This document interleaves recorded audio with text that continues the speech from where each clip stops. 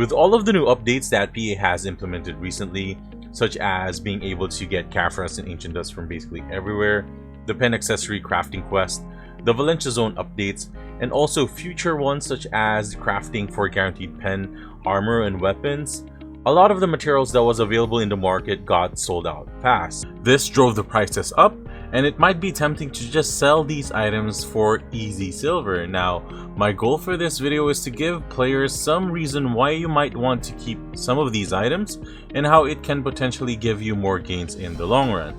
So before we proceed, just for newer players, you can go to your menu and go to the adventure and then click on the fourth one, which is the item drop, to be able to see which items drop on a certain zone. So for example, let's go over the popular ones that are in Valencia, such as the DTM Valley, the Gahaz Bandit Slayer, and of course the Road Sulfur Mine. So I think you've heard of this one before, and you could see all of the items that drops over there. Now these are just from probability.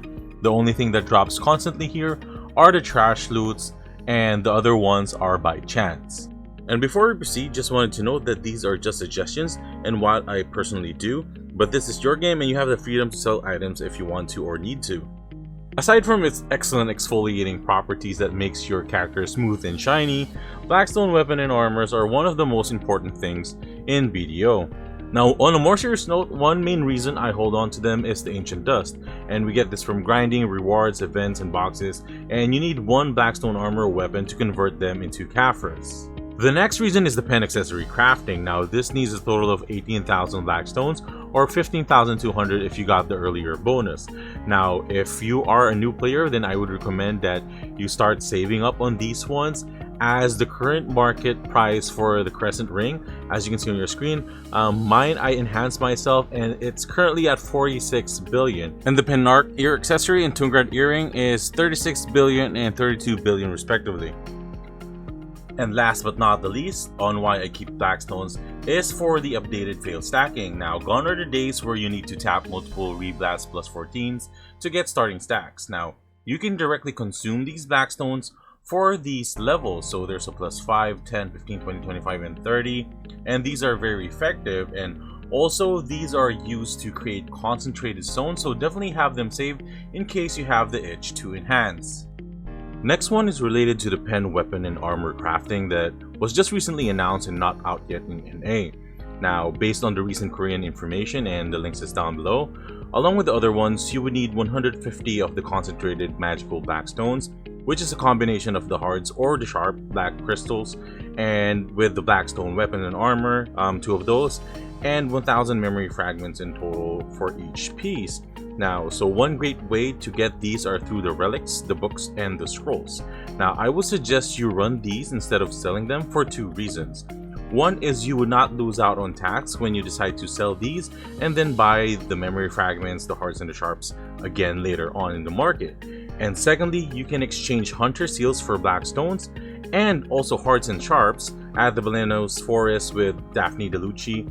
And you could combine, those hunter steals with the ones that you get from world bosses, and you would get all of the materials that you would need, initially for these items or for the pen crafting. Last but not the least, for the crafting is the black magic crystals. Now, you would get some of these at the Valencia areas that were buffed and also some of the higher end areas, and you would be processing these to the magical shards, which you're going to be using also for pen crafting. So it might be tempting to get some of these ones and sell it off of the market, but personally I would just hold on to them if you are planning on gearing up through that crafting, and this would really help you out. As I mentioned before, tax kills your profits. The next one is the Spectre's Energy, and if you plan to craft your own Blackstar weapons or armors, then definitely keep these. These can also be used for Obsidian Energy or Obsidian Spectre's Energy to give your Blackstar armors, a small additional boost in DR, evasion, and HP, but personally I would just keep these regardless. The 30 million price tag on these one is not enough equivalent to how rare it is, so just keep it. The next one are the yellow grade accessories, and you might get these whenever you are grinding at Valencia or when you're grinding for your pot piece at Ronaro and Sherkons. Now, if you are new and you don't have 180 Jonas fragments yet needed for the pen accessory crafting, then you can heat these for Yona. The only ones I recommend melting personally is ones from Valencia, which is the Seraph necklace, which is kinda in a sense common than the other accessories over there, which can be heated for 3 to 5 Yonas, and the ones from pot grinding, which are the Rona Rose rings that can be heated for 2 to 4 Yona, and Organrad's belt, which is 7 to 9. And the last one is the Karfras stones. Now, endgame gear requires a lot of these, so just to give you a rundown on the numbers that I've done so myself. In order for me to C10 my red nose before, it took me 7,224 Karfras, and for a dim tree it's different, it's 8,260, and that one is needed to get your fallen god armors. Now for the other boss armors, in order for it to be C9 or like somewhat the standard for the soft cap, you need 5,850 Karfras. But if you are not concerned about the stats or PvP, or just want to focus on life scaling, then you could consider selling these. So ladies and gentlemen, those are the items on my selection, and I don't want to complicate this much further for the newer players, as these are just some of the basic ones that you might encounter as you begin in the game. And again, these are just suggestions, and the final decision is always going to be yours, as this is your game. And I hope that this information has helped you out on whether to decide whether to keep an item or sell them, and also kind of like spark that curiosity on searching for what an item does before you dump them or do anything with them. And as always guys, thank you so much for watching, and if you haven't yet, please do consider subscribing, and I greatly appreciate the support for the growth of the channel, and I will see you guys on the next one.